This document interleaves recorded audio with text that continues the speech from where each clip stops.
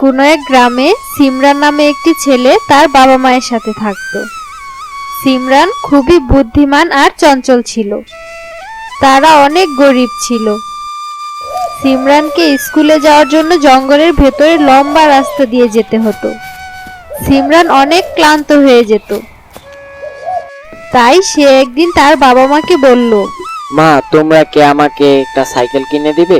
আমার স্কুলে যেতে অনেক অসুবিধা হয়। বাবা, আমরা তো ঠিকভাবে খাবারই জোগাড় করতে পারছি না, আমরা তোকে সাইকেল এনে দেব কোথা থেকে? পুরনো হলেও চলবে। আচ্ছা বাবা, কিছুদিন অপেক্ষা করো, আমি ঠিক টাকা জোগাড় করে সাইকেল এনে দেবো।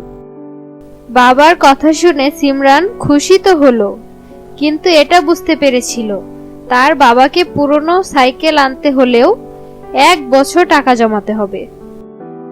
তারপর মনে নিরাশা নিয়ে সে স্কুলের দিকে এগোতে থাকে।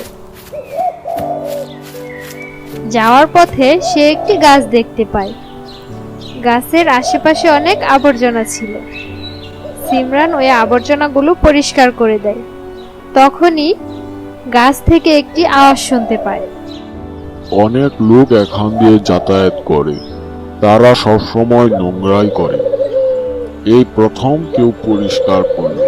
সিমরান অবাক হয়ে গেল গাছের কথা বলা দেখে। আরে, আপনি তো একটা গাছ, কথা কিভাবে বলছেন? আমি জাদু গাছ, তোমার এই কাজের জন্য আমি খুবই খুশি হয়েছি। বলো তোমার কি চাই? আমার তো শুধু একটা সাইকেল চাই, যাতে আমি আরামে স্কুলে যেতে পারবো। ব্যাস, এত ছোট ইচ্ছা? আমি অবশ্যই পূরণ করব।